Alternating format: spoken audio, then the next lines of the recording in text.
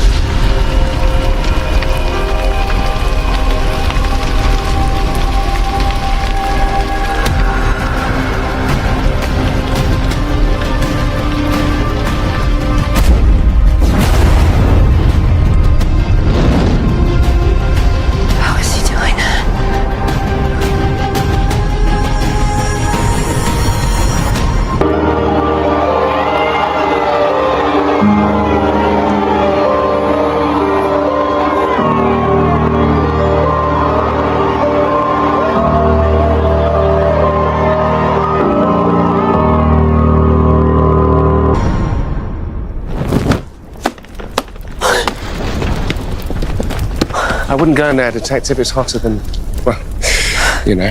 Yeah. It blew up. I saw it. I was so scared, but you walked right through. You're fine. You're completely fine. And I don't know if you've checked Twitter today, but right now my Twitter feed is just tweets from Donald Trump and Kanye West. Kanye is getting kind of political. He tweeted, "My MAGA hat is signed," followed by 30 fire emojis. Now, that is fitting, because that is how many times I would set that hat on fire. Well, it's one of the perks of living in a fiery pit of despair most of my life. I didn't know anybody was in there. Oh, wow. Thank God you're okay. Well, he certainly had nothing to do with it. I'm sorry, I needed to burn it all down. I needed for it to be over. I can't believe I almost did it again. And the winner is Emma Watson, Beauty and the Beast.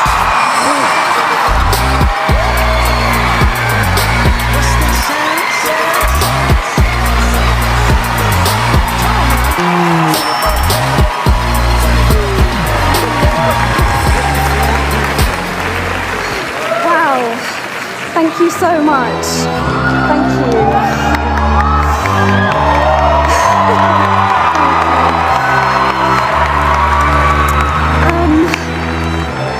Firstly, I feel I have to say something about the award itself. The first acting award in history that doesn't separate nominees based on their sex says something about how we perceive the human experience.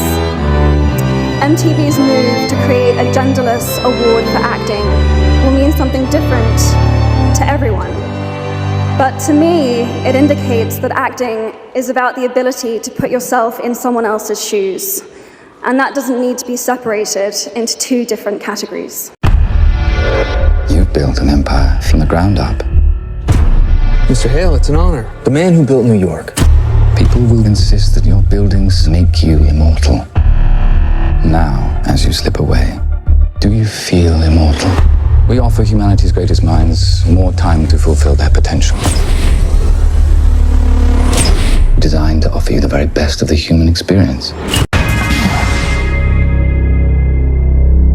I'm chasing the day Trump cheated death. This happened on October 10th, 1989. 3 of his top executives were on a helicopter that crashed in a wooded area along the Garden State Parkway. All 3 died. One of them was Stephen Hyde. He was a top executive in the Trump casino empire. Mark Edis, who was instrumental in building Trump Atlantic City, which was the capital of boxing on the East Coast. And Jonathan Bananev, an up-and-coming hotel executive. So I chased this to Marlton, New Jersey, where I spoke to James Rutherford, the co-author of the book Trumped! He wrote it with John O'Donnell, also known as Jack. Jack was a former Trump executive.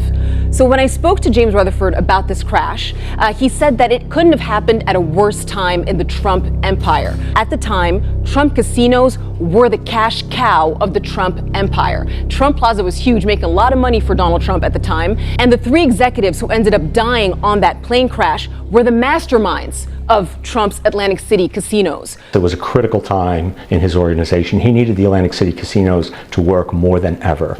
He had to make the Taj work.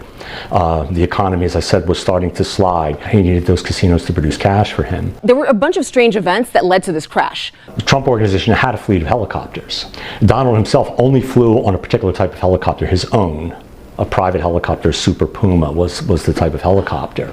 And whenever he had to move his executives around, they usually flew on a Trump helicopter. But for some reason, they chartered a helicopter, and that's the one that crashed. The blades fractured, the main rotor, and flew off. And the helicopter went straight down. And so we think it's mechanical? It was mechanical. James was also telling me that Trump also shed a tear, which is not something that you see normally publicly from Donald Trump. Stephen Hyde, the executive who died, was very big in Trump's empire. He was the real mastermind at the casinos. Stephen Hyde had a viewing in Atlantic City, and thousands of people were there. Donald's standing alone at the casket and looking at the picture of Stephen Hyde. And Jack said he was certain that he saw a tear in Donald's eyes as he was standing there alone. But then he said, like that, he turned around and he was on again.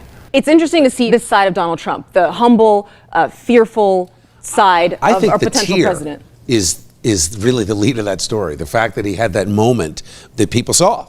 It was actually sold for $75,000. The tear, yes. Welcome back to Movie Recaps. Today I will show you an action, mystery, sci-fi film from 2015, titled Self/Less. Spoilers ahead. Watch out and take care. Damian Hale, a successful businessman and billionaire, is looking through large glass windows in his skyscraper apartment in NYC. Behind him, a nurse is getting ready to leave and is picking up her tools. The billionaire has terminal cancer and barely 6 months left to live. Later, during lunch with his best friend Martin, they discuss his illness and how he still hasn't told his daughter Claire about it. Damian doesn't have a good relationship with Claire because he was a workaholic while she was growing up and didn't spend enough time with her. Martin thinks that if Claire knows about the illness, she will forgive him and they will quickly make amends. Before Damian and Martin ways, the billionaire asks his friend whether he heard of shedding and Martin says no. While in his limousine, Damian tries to call Claire but she doesn't answer. Then he pulls a business card of a company named Phoenix Biogenetic and remembers the conversation he had with the company owner, Dr. Albright. The doctor's primary mission in life is to offer humanity's greatest minds a way to extend their life and fulfill their full potential. We have heard that 500,000 children have died. I mean, that's more children than died in Hiroshima. And you know, is the price worth it? I think this is a very hard choice, but we think the price is worth it. He has created a device that can transport consciousness from one body to another, a process known as shedding. The company provides new bodies genetically engineered to perfection to everyone willing to pay big money for them. Damien remembers how he asked the doctor why their service was still illegal. Albright said that he asked the wrong questions. The right question would be, do you feel immortal? After going through these memories and wondering whether to take Albright's offer, Damien goes to see Claire, who is running a non-profit organization. Wanting to make things right before dying, he gives his daughter money but doesn't tell her about the illness. She refuses to take the money because she thinks he's manipulating her, expecting his checkbook to solve every problem. Later, Damien is sitting in his office, disappointed with how things turned out with Claire. Desperate to have another chance at life, he continues to research shedding and Phoenix Biogenic. He discovers that the procedure was invented by Dr. Jensen and watches a video of him explaining the philosophy behind it. Jensen wanted to free the mind from the body and allow people to live even after the body dies. But as Damien is researching shedding, he starts coughing blood and faints. The illness is starting to consume him, so when he wakes up with breathing tubes attached to his nose, he decides to call Albright and schedule the procedure. Albright explains how after the switch, he can't contact anybody and that his old life won't exist. He also instructs him to come to New Orleans and publicly fake his death. The next day, Damien's on a plane and calls Martin, asking if they can have lunch in New Orleans. Before meeting him, he goes to the New Orleans graveyard and buries a mysterious box near one grave. At lunch with Martin, Damien fakes a seizure and falls on the floor. Martin gets scared and calls 911. But instead of going to the hospital, the ambulance vehicle takes the billionaire to Phoenix Biogenic. And then it was such a hit. It was way bigger than I even anticipated. And now, I think we're gonna make part 2. I think you have to. I think you have to. They kill you if you try to walk away. And they clone you. They quickly start the procedure, so they inject Damien with a needle and put him in the machine fully conscious. The strong lights and loud sounds make him even more uncomfortable, but his perception is quickly transferred into the new young body. When Damien turns his head, he sees his old body unconscious and dead. Shocked and disgusted, he throws up. Albright tells him that it will take a few days to adapt while Damien starts hallucinating. Objects start morphing and he sees a picture of a field with horses. The doctor then sarcastically says that death has side effects. Damien now has to stay in the hospital and go through training and physical therapy to get used to his new body. Since he can't go back to his new life, Damien also has to learn a fake biography and use a new name, Edward Kidner. After a brief phase of confusion and desperation, he starts liking his new handsome self, but the hallucinations and headaches don't go away. Albright tells him that his mind still hasn't got used to the new neural structure, so he gives him pills that will help the transition. If Damien doesn't take them, he might die or have severe migraines and hallucinations. Also, he must stay in New Orleans to meet with Albright regularly and get his weekly pill supply. After Damien completes the training, he is dropped at a large beautiful house in New Orleans that is now his. Damien, aka Edward, is quickly adapting and sooner than later, starts playing basketball in the neighborhood. There, he meets Anton, who lives right next to him and offers to take him out. That same night they go to a club and every woman is staring at Damien, who is now a handsome young man. But he still isn't used to answering questions about his life, job, and age, so people think he's a little weird. Despite this, Damien gets into a new routine much sooner than expected. He starts hanging out with his friends, playing basketball, sleeping with beautiful women, getting his pills, clubbing, and simply enjoying life. After a while, this new routine doesn't satisfy him anymore, especially since he can't see his daughter. Distracted by his sadness, one day he forgets to take his pill and soon after, starts hallucinating. He sees flashbacks of the army along with images of a small town with a pumpkin tower. In his hallucinations, he also sees a mother with her sick little daughter living in the countryside. Since the hallucination is too vivid and strong, Damien thinks it's a memory. Later, he describes what he saw to Dr. Albright, who insists it's just a mix of his old memories and his current emotions. As a way to draw his attention to something else, the doctor gives him tickets to Hawaii and doubles his medication. He also tells him that he saw a sick little girl because he misses Claire, and that the Latino woman from his hallucination is probably some one-night stand from his youth. But Damien didn't tell Albright that the woman was Latina, so he immediately starts suspecting the doctor. He knows something is wrong, so later tries to find the pumpkin tower online. Turns out, there is an exact tower in a small town in St. Louis. Looking for answers, he decides to trick Albright and go to St. Louis instead of Hawaii. Before leaving, he goes to the graveyard and digs up the box he buried. In it, there is money, documents, and credit cards, so he takes some and heads toward the airport. One of Albright's men follows him, but Damien quickly escapes his sight and catches a flight to the small town. A few hours later, he arrives right at the pumpkin tower he saw before. Next to the tower, he notices a house and knocks at the door, but there's nobody there. Sensing there's more that meets the eye, Damien decides to enter the property and inside sees medical bills and parts of a respirator machine. And by the way, I used to, the Never Trumpers, remember, they're on a respirator right now, they're gasping. They're gasping for air. And many of them have been great. They've come over and they've been great. But I used to, early on when we had the never Trump, I will never vote for Trump. Some of those people are now saying, I'd only vote for Trump. I love this guy. It's crazy. Most importantly, he sees a picture of Madeline and Anna, the mother and daughter from his hallucination. As somebody who came to America not simply as an immigrant, but as a refugee fleeing the war, chaos in Europe, what you think when you hear President Trump use some of the language that he does about immigrants? Well, I'm appalled, but let me just, something that my father used to say, when we were in England, he would say, people were very kind. They would come up and they'd say, we're so sorry your country's been taken over by a terrible dictator. You're welcome here. What can we do to help you? And when are you going home? He also sees his new self in one of the pictures. Turns out, the body wasn't genetically engineered but was an actual person with a life. As he's dealing with the uncomfortable truth, Madeline returns home and points a gun at him from behind. He tells her to calm down and slowly turns toward her as she falls on the floor, crying in disbelief because she thought her husband was dead. As he tries to explain, Albright's men come into the house, knock out Madeline and try to kidnap Damien. His friend Anton comes too, since he was part of the Phoenix biogenetics and was spying on him the whole time.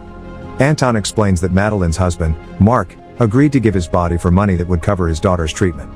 Damien is shocked and confronts Anton, explaining why Albright is a murderer. The spy then gives a cold-hearted metaphor, telling him that it's normal to be upset because he bought a new car and just found out the car had a few miles on it. Also, even though he is angry, there's no point in coming back to the house since they will assassinate Madeline and burn her property. Why do they lie, Mac? Why do they lie to us? Tell me. To keep you from knowing what you are. What we are? What are we? Oh, man, why do I gotta be the guy who tells the kids there's no Santa Claus? Okay, look, you're, well, you're not like me. I mean, you're not, human. I mean, you're human, but you're not real. You're not like a real person, like me. You're clones. You're copies of people out here in the world. What? Clones? What? Copies? What are you talking about? Some hag trophy wife needs new skin for a facelift, or one of them gets sick and they need a new heart. They take it from you. But I have a mother. I remember her. Yeah, I know. I grew up on a farm. I have a little dog and I had a bike. A bike, right. It was a pink flexi flyer with little tassels on the handlebars, and you rode it up the street to your grandmother's house, and you ring the little bell, and she came out and served you cookies on a hot plate. Yeah.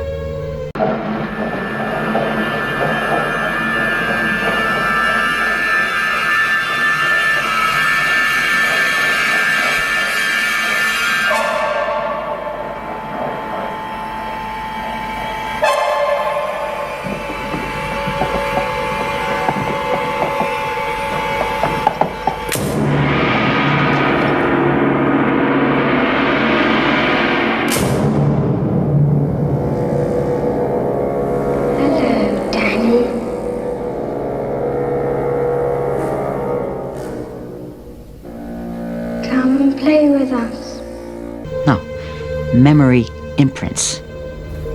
I seen him. A buddy of mine is a programmer at the Institute. He showed me. There's only like 12 stories. They change around little details, but they're all pretty much the same. The life you think you had before the contamination, it never happened. Come on, don't look at me like that. At least you had a bike. You want to trade your rosy memory implants for my childhood? Be my guest. How long? How long have we been alive?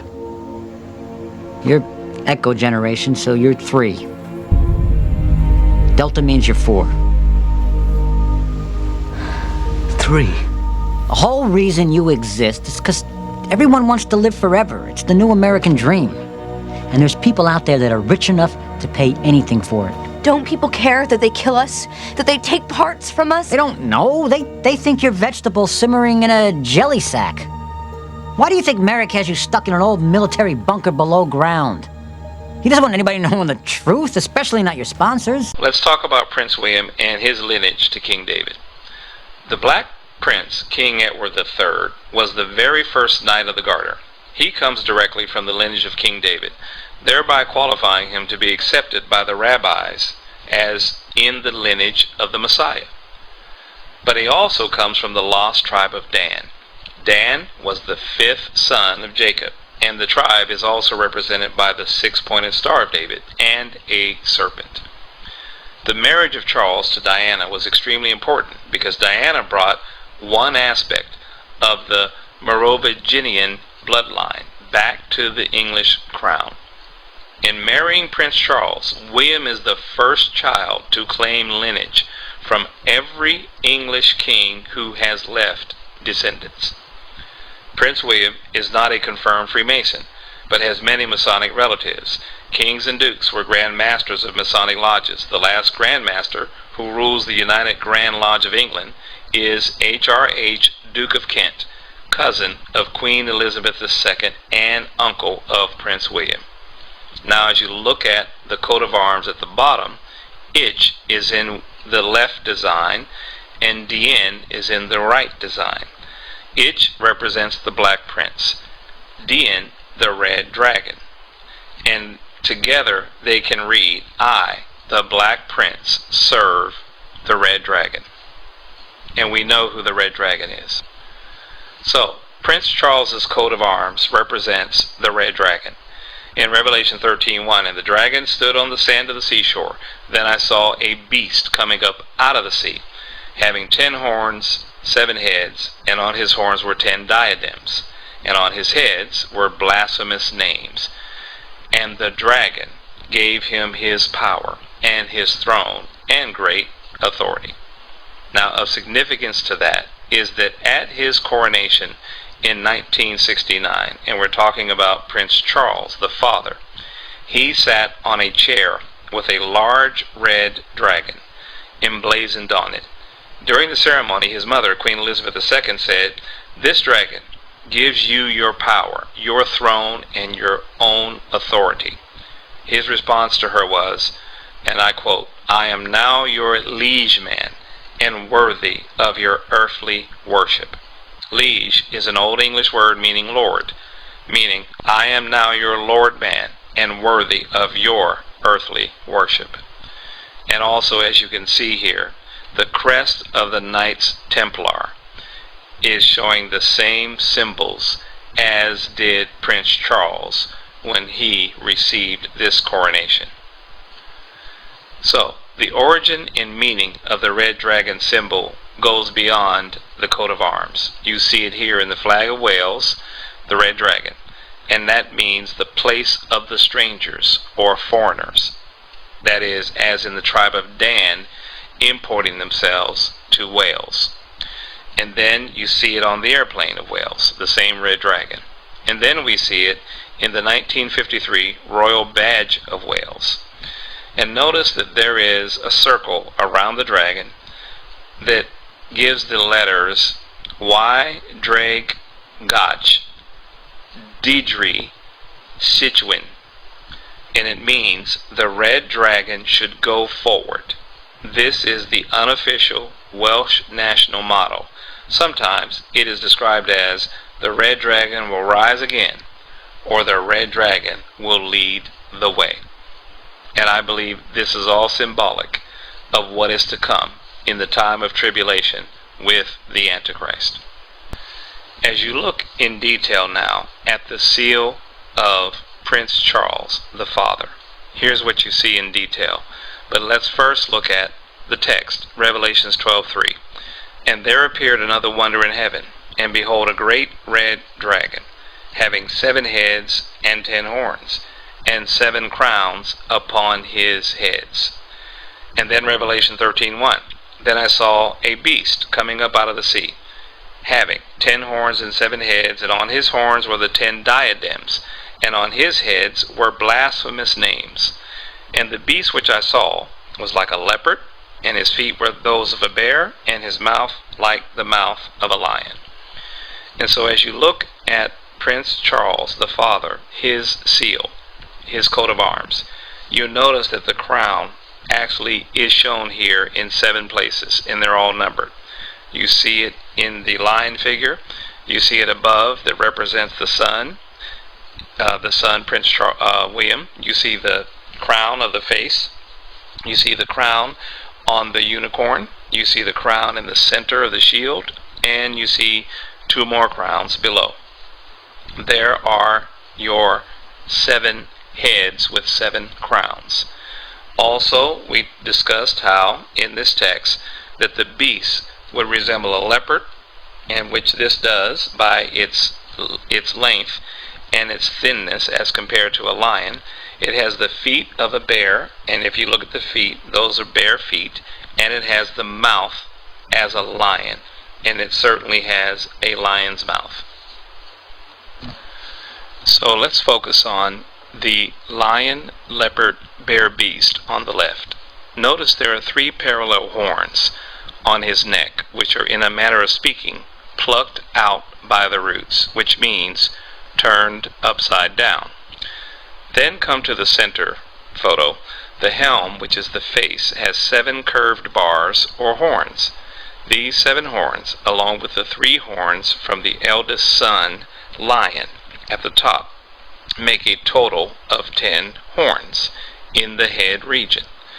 And from Daniel 7 verse 8, I considered the horns, and behold, there came up among them another little horn, before whom there were 3 of the first horns plucked up by the roots. And behold, in this horn were eyes like the eyes of a man, and a mouth speaking great things. So as you can see in the first 2 photos, we have numbered the 3 additional horns to the 7 that already existed in the previous slide. Now let's take a look at the eyes of a man in the horn. Over on the next photo is the unicorn. In heraldry, the unicorn's eyes are round and black. There are no visible eye whites. Queen Elizabeth's heraldic unicorn is depicted just like that, no visible eye whites. But Charles's design, here shown, has the eyes shaped more like those of a human, with noticeable eye whites. Daniel 7:8. And behold, in this horn were eyes like the eyes of a man. Also in heraldry, this unicorn represents not only Scotland, but also a counterfeit Christ. Let's take it further. The unicorn of the prince. The constellation Monoceros, which is the unicorn, is in the winter's great triangle, as you see above in the skies, formed by the bright stars Betelgeuse, Sirius, and Procyon. Monoceros is on the celestial equator between Orion, which is where God comes through, and Hydra, which is where the dragon is. And it contains exactly 66 naked eye stars. Monoceros forms the square and the compasses. The square is at 90 degrees and the compass is at 55 degrees.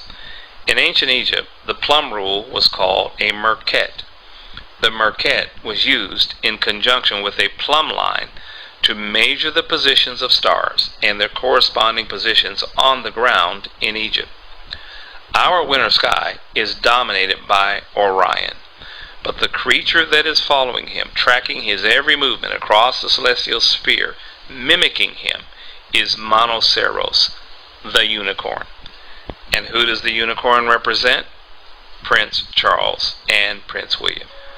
In the photo to the left, which is a hieroglyph, the horn of Monoceros points to the silver gate of man, and Enki who is in this hieroglyph, is stepping in the direction of where the unicorn horn is pointing. And you see his foot on top of the unicorn horn. And he has a bird in his hand. The bird is the constellation Corvus, Latin for raven or crow. It sits on the tail of Hydra, the sea dragon, as you can see above. And it includes 11 stars visible to the naked eye. It belonged to Apollo, that is the bird. Apollo, the god of light, which the Bible calls Apollyon, the destroyer. Enki is the one of the 4 gods known as the Anunnaki, who were Sumerians. Anunnaki were associated with the Nephilim giants of the Bible. And then, up above, his left foot is on the horn of the unicorn, as if he is rising up from the unicorn out of the waters. The ancients believed that the Milky Way was the celestial river in the heavens, and Monoceros is on the celestial equator of the Milky Way. The Winged Savior.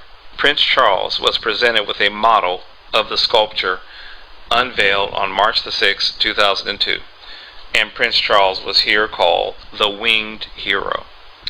It is a giant bronze statue of Prince Charles as a winged hero, quote-unquote, saving the world. It is to become the centerpiece of a remote Amazonian town in Brazil. And then there are many identifiers of Prince Charles relative to the number 666, the number of the beast, the number of the Antichrist. And here they are. 8 in number. Charles, in English and French, comes from the Germanic name Karl, which was derived from a Germanic word which meant man, for it is the number of a man, that is the 666. Prince Charles was granted his heraldic achievement, or coat of arms, at the age of 13, the occult number. The red dragon of Wales, under which he serves, Ichi Dien, means I serve, and he pronounced that at his coronation. He claims descent from Israel's King David, Jesus, and Islam's Muhammad, as well as the tribe of Dan, and all of those are in the lineage of Christ. Mom!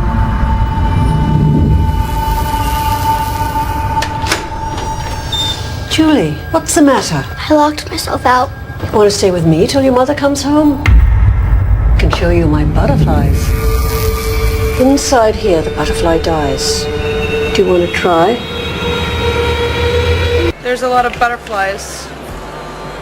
Probably because I will evolve from a moth to a butterfly at some point in this music video. There's a lot of symbolism. You gotta just kind of catch it. We're trying to put a lot of subliminal things in there too. This is an old notebook in which I worked out, and again I don't want you to come too close on this, that is the history of the Death Eaters. Where's my Portuguese diary gone? There it is. So this is a Portuguese diary, as you can see, not filled in, because I've never filled in a diary in my life. But it had paper in it to write on, so we have another draft, book 1, chapter 1. I drew a lot of pictures. I drew them for no one but me. I just wanted to know what the characters looked like. So anyway, that was Argus Filch. No prizes. Snape, obviously. That is Harry arriving in Privet Drive with Professor McGonagall and Hagrid and Dumbledore. So when you were 9, you went to hospital for an operation. What was that for? That was for my Harry Potter scar, as I call it, just here.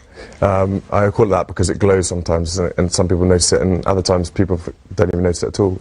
But I got hit by a golf club when I was playing golf with a friend of mine, yeah. We were on a putting green, and the next thing you know, there was a 7-iron, and it came out of nowhere and hit me in the head. Oh, no. So, yeah, I was in hospital for that, but that was very minor compared to how many times you've been into hospital. So, do you want to do that with me? So, you ready? So, and then number 3 is that. So, there we are. Perfect. Expelliarmus. Absolutely perfect. Give me a round of applause. Look at that. That was a Gringotts cart. Mirror of Erised. That's the Weasleys. Professor Sprout. I like this one. I thought I'd lost this picture, actually, because I was going to show it to Chris Columbus. And true to form, I only found it when it was no use, and they'd already filmed that bit anyway. But this is how the entrance to Diagon Alley works in my imagination. So Chris is going to murder me when he finds out I had a blueprint all along, and he was asking me how it worked. But it was buried in books. And that's in effect what I did. It was a question of condensing and editing and sculpting.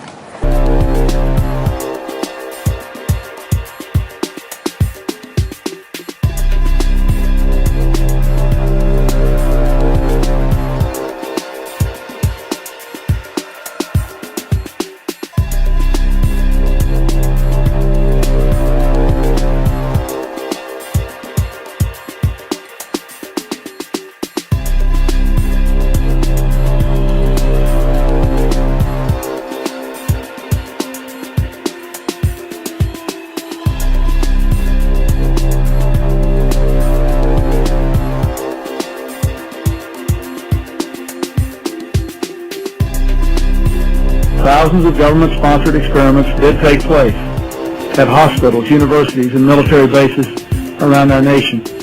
Some were unethical, not only by today's standards, but by the standards of the time in which they were conducted. They failed both the test of our national values and the test of humanity. The United States of America offers a sincere apology to those of our citizens who were subjected to these experiments, to their families, and to their communities. We live in a time when conflicts rage across the globe, when anger and resentment towards those who are different can feel overwhelming. And the Invictus community stands as a direct challenge to that. We prove that unity is not just possible, but formidable. But we cannot do this alone. It has only ever been possible thanks to the friends, partners, sponsors, and supporters in this room and around the world who believe in what Invictus stands for. The need is growing, and so too must our response. Invictus is not just about the games. Throughout each year, it is about showing the best of humanity. You, as a community, have overcome immense challenges, and together you are healing and teaching the world as you go. And you as individuals are people of substance, of resilience, of strength, and of heart. You have the heart of Invictus. You are ready, the Hake is ready, we are all ready to enjoy a fantastic week of sport. Invictus, are you ready?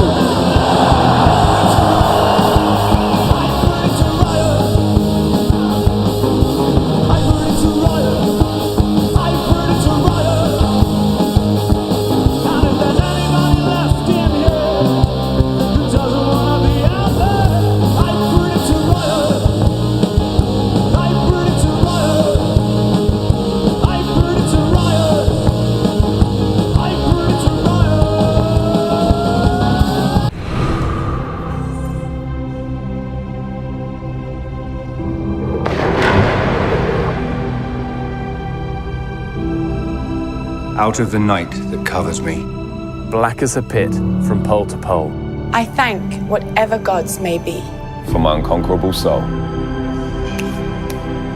In the foul clutch of circumstance, I have not winced nor cried aloud. Under the bludgeonings of chance, my head is bloody, but unbowed. Beyond this place of wrath and tears looms but the horror of the shade, and yet the menace of the years.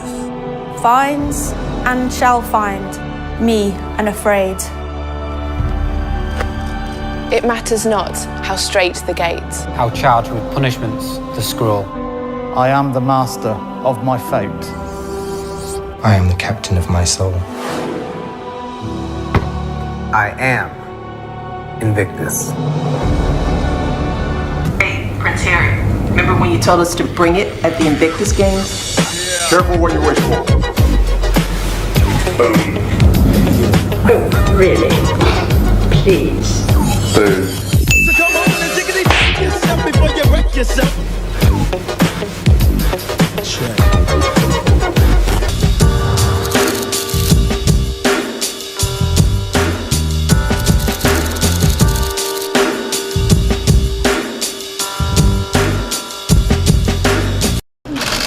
It's the historic moment everyone's buzzing about. Melania Trump meeting Prince Harry for the first time.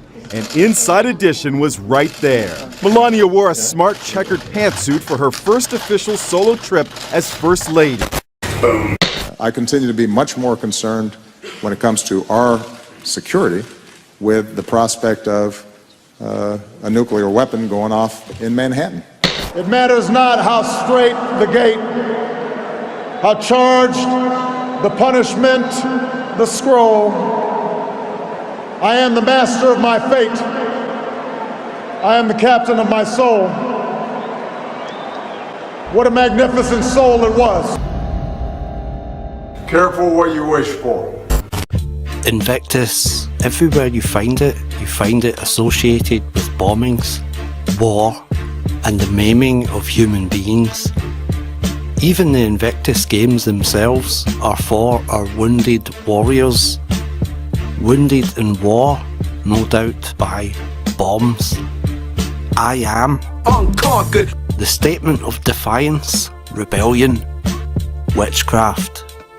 The poem itself seems as a declaration by Satan himself. The author, William Ernest Henley, required amputation due to complications arising from tuberculosis. Immediately after the amputation, he was told that his other leg would require a similar procedure. While recovering in the infirmary, he was moved to write the verses that became Invictus. I bomb atomically, Socrates' philosophies and hypotheses. Can't define how I be dropping these mockeries. Boom. I bomb atomically, Socrates' philosophies and hypotheses. Can't define how I be dropping these mockeries. Published in 1888, the last verse in the poem is charged with defiance towards the Christian God of the Bible. It matters not how straight the gate. An obvious reference to, enter ye in at the straight gate, for wide is the gate and broad is the way that leadeth to destruction, and many there be which go in thereat. Allow us to escape hell, glow spinning bomb, pocket full of shells out the sky, golden arms. So in order to save this planet, I had to trick it with the greatest practical joke in human history. Really? Please. Boom. Killing millions. To save billions. A necessary crime. Obama quoted Nelson Mandela's favourite poem, Invictus, in his speech at Mandela's funeral. It is interesting to note that the Church of Satan also uses Invictus to illustrate its own ideals. In the book, The Church of Satan, A History of the World's Most Notorious Religion, Invictus is used in the book as the opening epigraph. Chapter 6, Satan's Master Plan. LaVey affirms his commitment to destroy Christianity and herd mentality in all forms. It presents the 5-point program of satanic goals to change the world. Chapter 4, What Demons Conjured. Chapter 3, The Modern Prometheus. Chapter 2, Diabolical Consequences. Chapter 1, Let the Games Begin. The Invictus Games has shown us what can be achieved when wounded, injured and sick servicemen and women rediscover their fighting spirit through sport. In London and again Orlando, we came away moved by the tales of courage that got each competitor through their rehabilitation to the start line of their chosen sport. Tens of thousands of people packed stadiums and millions more watched at home. We were all inspired. We've raised the bar high with each successive games, and I know that Toronto are planning an incredible event when they host the games in September. And I'm happy to say the Invictus Games journey won't end there. But where should the games go next? Well, we had 3 criteria. First, it had to be an iconic city, somewhere known the world over. Second,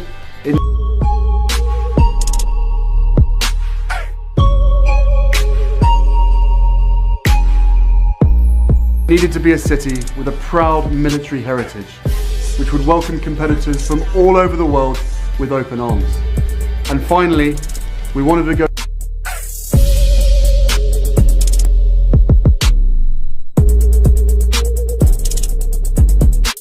somewhere where they are absolutely sports mad and would really get behind our competitors.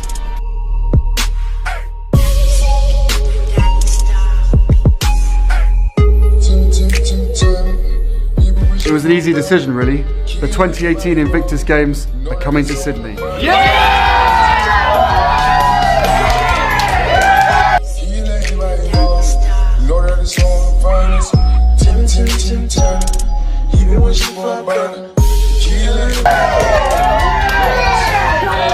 If it's Sydney, mate, you're going to need one of these. Thanks, mate. Good decision. It's all good. Sorry, Dad. Oh, it's Kylie. Hey. Hi, Kylie. Good timing. The 2018 Invictus Games are coming to Sydney.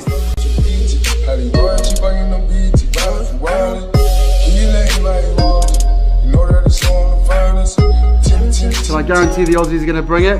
Hey Prince Harry, listen, we're stoked the Invictus Games are coming to Sydney, but you don't need to tell the Aussies to bring it. It's guaranteed.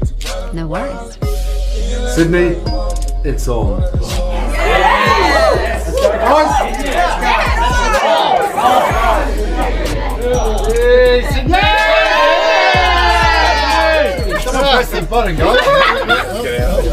Prince Harry and King Charles reunite for the first time in 19 months. The Duke of Sussex is seen arriving by car to Clarence House, the King's London residence, to seemingly meet with his father before heading to another engagement in the city. While Harry pulls into the residence around 5:20 p.m. local time on September 10th, Charles returned to the home just hours before. The pair's reunion comes nearly 2 months after Harry's chief communications officer was spotted meeting with the King's communications secretary in London. 3 months prior, Harry expresses hope that he and King Charles can one day make amends, following years of estrangement over his and Meghan Markle's battle to restore security protection in the UK. Harry tells the BBC in May, "There have been so many disagreements, differences between me and some of my family. This current situation that has been ongoing for 5 years with regard to human life and safety is the sticking point. It is the only thing that's left." However, the former senior member of the royal family notes that his 2023 tell-all memoir Spare remains a lingering issue between him and his family. "Some members of my family will never forgive me for writing a book, of course. They will never forgive me for lots of things." A book out of this mass of stuff that I had on Harry. And I thought that if it got published, I really thought it's a book for obsessives. It's a book for the kind of people who enjoy every little tiny detail about the world, because I have every little tiny detail about the world. So, do you fancy having a tour? Should be in the film. You should have been in the film, absolutely. So, if you want to stand this side, and That initially was the idea. and you stand this side, I'll move out the way. So, what you do, I'll do it with you. So, get ready for move number one. So, your right arm back, like that. So, number one. To make it as comfortable as Number two. that. Welcoming as And then number three is that. I win. So, fantastic. Give me a round of applause. You are, of course, wondering why I have brought you here tonight. Actually, sir, after all these years, I just sort of go with it. Take my arm. Harry, I'd like you to meet Professor Horace Slughorn. What you see before you is a curious little potion. It does cause powerful infatuation or obsession. I'm in love with her. All right, fine, you're in love with her. Have you ever actually met her? No. Can you introduce me? This year, the past holds a dark secret. What you are looking at are memories. This is the most important memory I've collected. Now get out of here at once! It is also a lie. And only he You're the chosen one, Harry. can unlock the truth. Hey, she's only interested in you because she thinks you're the chosen one. But I am the chosen one. Okay, sorry. Kidding. Warner Brothers Pictures. Without this memory, we leave the fate of our world to chance. You must not fail. You need us, Harry. Fight back, you coward!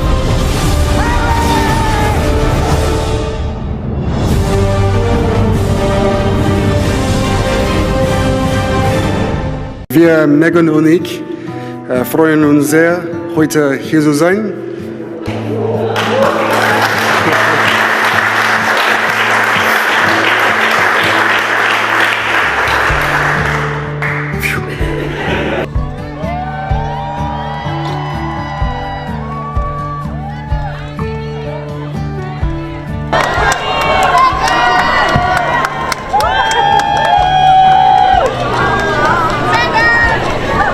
Far too often, service members and veterans pay a significant price for our collective security in wounds, visible and invisible, and also with their lives.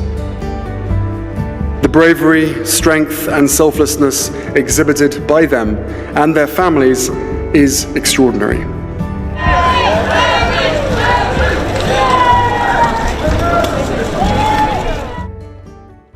These are all the individuals from last year doing their thing, running 100 meters and all that sort of stuff. And the American man here was incredibly fast.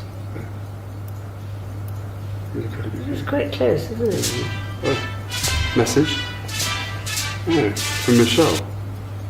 How very amusing. So would you like to watch it together? Yes. Let's have a look. Hey, Prince Harry. Remember when you told us to bring it at the Invictus Games? Careful what you wish for. Boom. Oh, really? Please. Boom. It's the historic moment everyone's buzzing about. Melania Trump meeting Prince Harry for the first time. An inside edition was right there. Melania wore a smart checkered pantsuit for her first official solo trip as First Lady. It's the brand, gentlemen. This is the legacy handed down to us by Sir. Our orders are to burn all the books and gather up supplies. If you come across any refugees, you will bring them forward.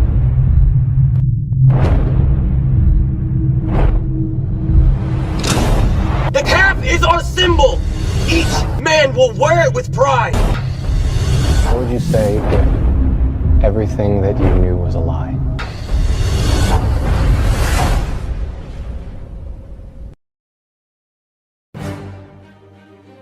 Roxy, you forgot your diary.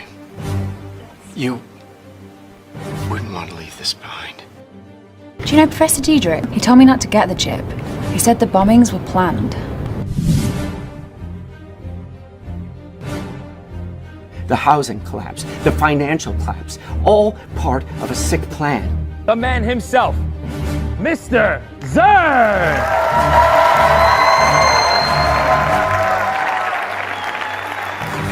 Roxy, almost everything in your diary has a prophecy. By his own will, can a man rule the world? Yes, sir! Yes, sir!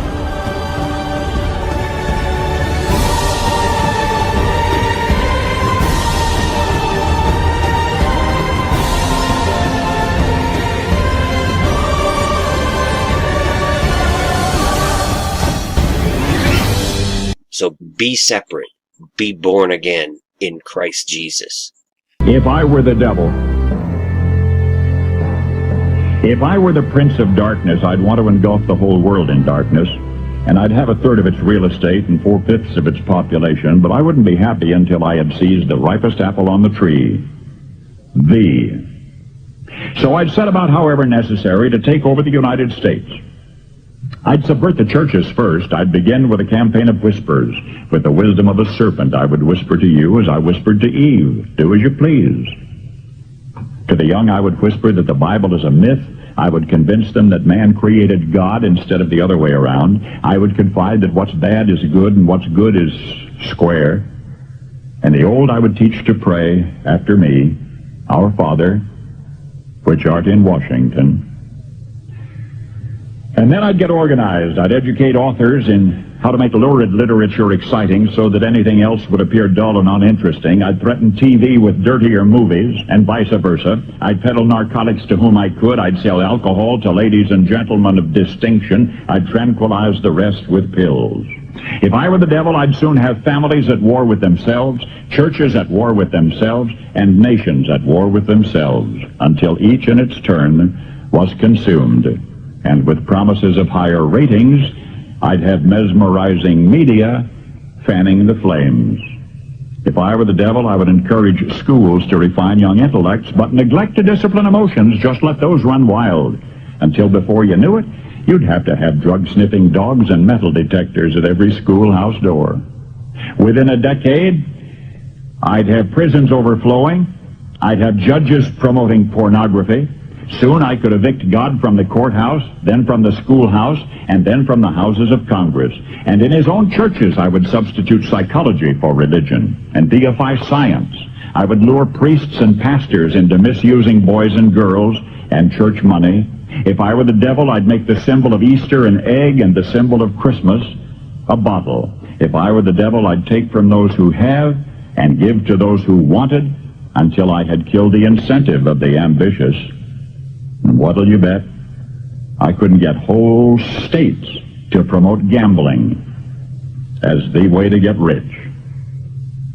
I would caution against extremes in hard work, in patriotism, in moral conduct.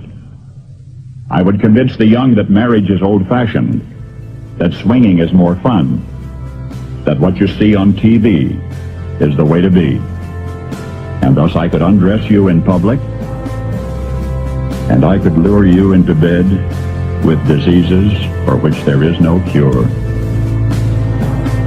In other words, if I were the devil, I'd just keep right on doing what he's doing. Finally, my brethren, be strong in the Lord, and in the power of his might. Put on the whole armor of God, that ye may be able to stand against the wiles of the devil. For we wrestle not against flesh and blood, but against principalities, against powers, against the rulers of the darkness of this world, against spiritual wickedness in high places. Wherefore take unto you the whole armor of God,